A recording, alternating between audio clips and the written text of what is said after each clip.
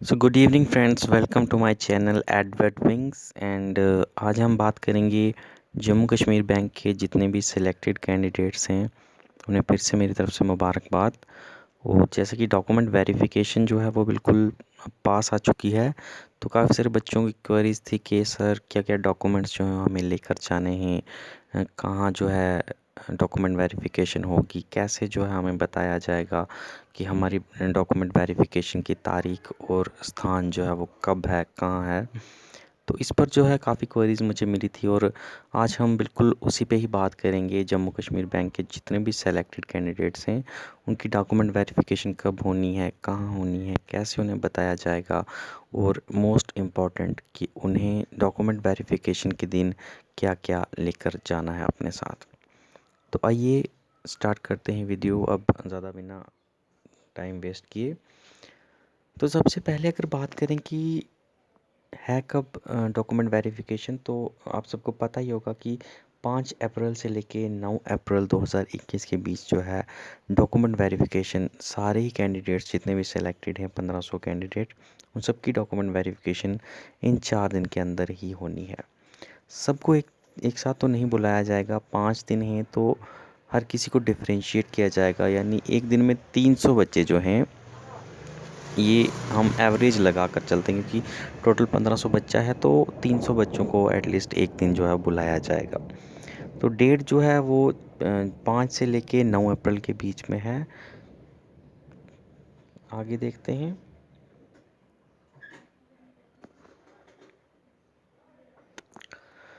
तो document verification के 5 दिन हैं और आपको कैसे पता चलेगा कि आपको आखिर कौन से दिन में और कौन से समय में बुलाया गया है।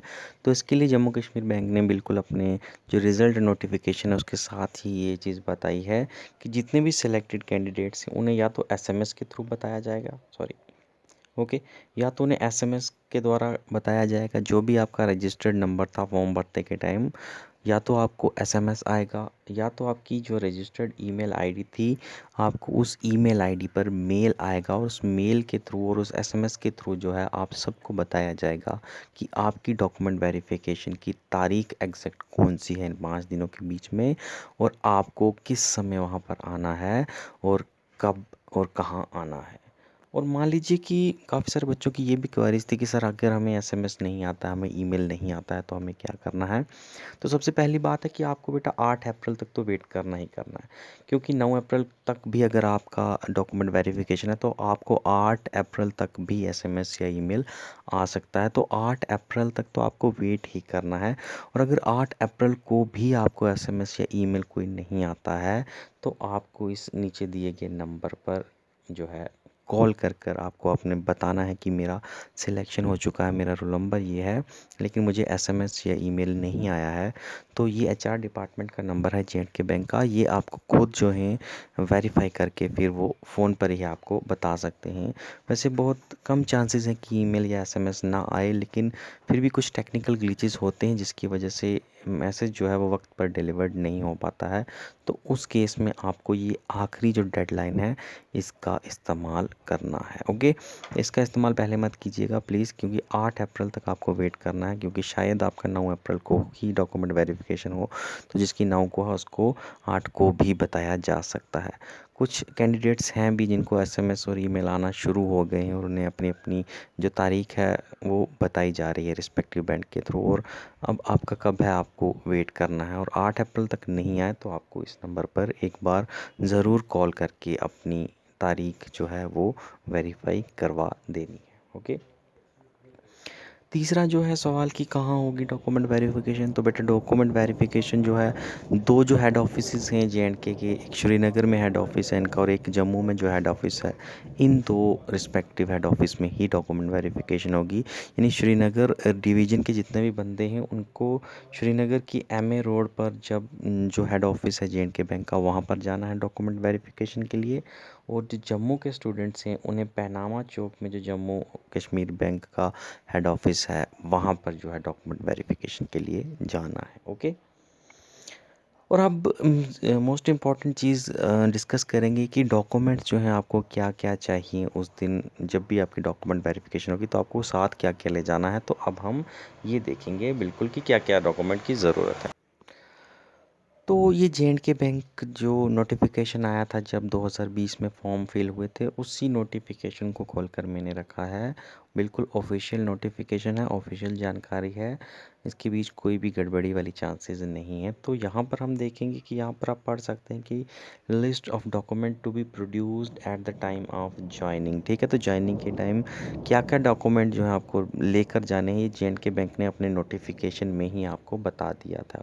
तो क्या क्या चीज़ें हैं, सबसे पहले तो valid system generated print out of online application form. ठीक है, तो जो भी आपने ऑनलाइन एप्लीकेशन फॉर्म भरा था उस टाइम, जब भी आपने फॉर्म भरा था तो उस टाइम आपको एक एप्लीकेशन का प्रिंट आउट मिला था, चाहे आपने खुद से भरा हो या कैफ़े से जाकर, तो आपको प्रिंट आउट जो है वो वहाँ पर ज़रूर मिला होगा। तो उस प्रिंट आउट को आपने जे&के बैंक ने कहा भी था आखिर में फॉर्म भरते टाइम कि इस प्रिंट आउट को संभाल कर रखिएगा, आपको ज्वाइनिंग के टाइम काम आएगा। अब कितने बच्चों ने संभाल कर रखा है या कितने बच्चों ने नहीं संभाल कर रखा है, ये तो उनको ही पता होगा, लेकिन प्रिंट आउट की ज़रूर आपको आवश्यकता होगी। एंड एक मैं सलाह ये देना चाहूँगा, क्योंकि काफ़ी बच्चे जो हैं जिनके पास शायद से ये एप्लीकेशन प्रिंट आउट जो है, एप्लीकेशन फॉर्म का प्रिंट आउट ये मिसप्लेस हो भी गया होगा, हो भी जाता है। तो लिंक रीएक्टिवेट होगा या नहीं, इसके तो चांसेस मुझे कम ही लग रहे हैं। तो अगर किसी के पास एप्लीकेशन का प्रिंट आउट नहीं है तो प्लीज़ जो नंबर मैंने अभी पीछे वाली स्लाइड में आपको बताया, प्लीज़ उसी एचआर डिपार्टमेंट के नंबर पर आप एक बार फिर से कांटेक्ट करके ज़रूर पूछिएगा कि हमारे पास एप्लीकेशन फॉर्म का प्रिंट आउट नहीं है, तो अब हमें क्या करना है, हम कैसे जो है इसको रीजनरेट कर सकते हैं। तो ये आपको जे&के बैंक में ही कांटेक्ट करके पूछना पड़ेगा, और जिन बच्चों के पास सेव्ड है तो उनके लिए तो बहुत ही अच्छी बात है। दूसरी चीज़ बेटा जो आपको साथ रखनी है वो है डेट ऑफ बर्थ का proof. Okay, date of birth का प्रूफ यहाँ पर बिल्कुल बताया हो कि या तो आपको म्यूनसिपल अथॉरिटी का डेट ऑफ बर्थ प्रूफ होना चाहिए, और ये नहीं है तो आपके पास क्लास 10th का सर्टिफिकेट जो, यानी क्लास 10th की जो डिग्री है, कोई मार्क्स कार्ड है, डिग्री जो है ज़्यादा वैलिड रहती है, तो क्लास 10th की डिग्री जो है उसके ऊपर भी डेट ऑफ बर्थ होती है। तो इन दोनों में से कोई भी जो आपके पास अवेलेबल हो वो आप साथ रख सकते हैं। तीसरी जो है वो है photo identity proof as indicated in the point D of this advertisement.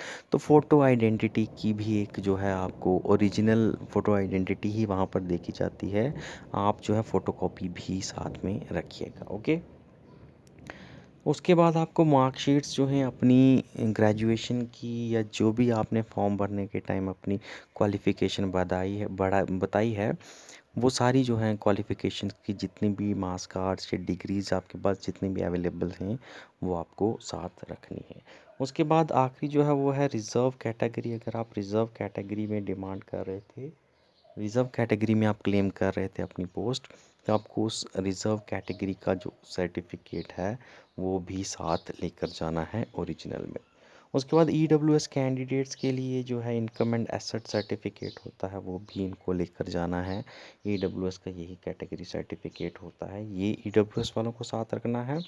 उसके बाद जो पीडब्ल्यूडी कैंडिडेट्स हैं, जो भी फिज़िकली हैंडीकैप्स हैं, उनका अलग से जो पीडब्ल्यूडी सर्टिफिकेट है वो भी रखना है, और उनको जो एक स्क्राइब फॉर्म जो होता है, स्क्राइब फॉर्म जो है वो भी साथ लेकर जाना है, यहाँ पर मेंशन है। ओके, उसके बाद जो कैंडिडेट्स ऑलरेडी कहीं दूसरी जगह पर जॉब करते थे, मान लीजिए और किसी गवर्नमेंट सर्विसेज में रखे लगे हुए थे, तो उनको जो है वहाँ से नो ऑब्जेक्शन सर्टिफिकेट भी लेकर जाना है। ओके, तो एनओसी जो है यानी नो ऑब्जेक्शन सर्टिफिकेट जो है अपने रिस्पेक्टिव जहाँ पर भी वो जिस भी गवर्नमेंट डिपार्टमेंट में अगर पहले से जॉब कर रहे थे और अब वो यहाँ पर ज्वाइनिंग डालना चाहते हैं, तो बिल्कुल आपको वो भी साथ लेकर जानी है एनओसी। ओके, उसके बाद अगर आपने एक्सपीरियंस वहाँ पर कोई मेंशन किया था फॉर्म भरने के टाइम, तो आपको वो एक्सपीरियंस सर्टिफिकेट जो है वो भी साथ रखना पड़ेगा। और उसके बाद दूसरे कोई भी चीज़ अगर आपने वहाँ पर कोई भी रेलिवेंट डॉक्यूमेंट जो है वो एलिजिबिलिटी के लिए आपने उस टाइम अगर शो किया था, आपको वो भी लेकर जाना है। और इसके अलावा मैं आपसे ये कहूँगा कि आप प्लीज़, यहाँ पर लिखा तो नहीं है लेकिन 2 फ़ोटोज़ जो हैं आपने, ओके, पासपोर्ट साइज़ फ़ोटोज़ जो हैं 2, वो भी ज़रूर अपने साथ रखिएगा, वहाँ पर ज़रूरत पड़ेगी। ज़रूरत नहीं भी पड़ी तो कोई बात नहीं, लेकिन आप प्लीज़ 2 फ़ोटोज़ जो हैं वो साथ रखिएगा, क्योंकि जब भी वेरिफ़िकेशन होती है हर जगह पर हमने देखा कि फ़ोटोज़ जो हैं उनकी ज़रूरत ज़रूर होती है। जो भी आपको वहाँ पर फॉर्म मिलेगा भरने के लिए, वहाँ पर फ़ोटो जो है लगाना बहुत कंपल्सरी होता है, तो प्लीज़ 2 फ़ोटोज़ जो हैं वो भी आप साथ रखिएगा। और इसके लिए कहा गया है कि इसकी ओरिजिनल तो लानी ही लानी है आपको, इसके बाद सेल्फ अटेस्टेड जो है फ़ोटोकॉपीज़ भी इनकी बनानी है, ओके। तो जितने भी आपके डॉक्यूमेंट्स जितने भी ओरिजिनल में हैं, ये जो मैंने बताए हैं पूरी लिस्ट ये वाली, इनकी आपको एक फ़ोटोकॉपी करनी है और उसके सेल्फ अटेस्ट करने हैं, ओके, खुद सिग्नेचर करने हैं। एक कॉपी वो अलग से बनानी है और एक ओरिजिनल जो है पूरा सेट जो बनेगा, ये दोनों चीज़ें आपको अपने साथ उस दिन डॉक्यूमेंट वेरिफिकेशन के लिए ले जानी है, ठीक है। तो यही कुछ है, इसके अलावा आपको कुछ वहाँ पर ले जाने की ज़रूरत नहीं है, और इसके अलावा कुछ यहाँ पे मेंशन भी नहीं है इस डॉक्यूमेंट की लिस्ट में, ओके। तो यहाँ पर आपने देखा भी होगा कि जो बच्चे डॉक्यूमेंट्स जो हैं अपने उस टाइम ओरिजिनल प्रोड्यूस नहीं कर सकेंगे, तो शायद उन्हें जो है वो आगे मौका ना भी दिया जाए, ठीक है। तो अपने जो भी डॉक्यूमेंट्स हैं प्लीज़ अपने साथ रखिएगा। कोई अंडर प्रोसेस चीज़ है तो प्लीज़ अंडर प्रोसेस मेंशन कर दीजिएगा वहाँ पर। आपको कोई हार्ड एंड फास्ट रूल नहीं होता है कि आपको उसी टाइम ही कोई चीज़ जो है वो वहाँ पर सबमिट करवानी है, लेकिन कोई फ्रॉड भी नहीं होना चाहिए। देखिए, आपकी जब भी आपने वो फॉर्म भरा है, आपके पास वो चीज़ थी अगर उस वक्त, तो उसमें अगर आने में डिले भी हो रहा है तो वेट किया जाएगा। लेकिन ऐसा नहीं है कि उस टाइम अगर आपके पास चीज़ थी ही नहीं, आपने गलत झूठा क्लेम कर दिया था, वो चीज़ ज़रूर आपको प्रॉब्लम में डालेगी। लेकिन मान लीजिए आपके पास अभी मार्कशीट है, ग्रेजुएशन की डिग्री नहीं है, लेकिन आपने ग्रेजुएशन उस टाइम की है, ये कोई गलत बात नहीं है इसमें। तो आपको डिग्री के लिए बिल्कुल टाइम दिया जाएगा, लेकिन ऐसा नहीं होना चाहिए कि उस टाइम आप फर्स्ट ईयर में थे और आप कहेंगे कि अब मेरी डिग्री को 2 साल बाद होंगे तो तब डिग्री लो, वो चीज़ नहीं चलेगी।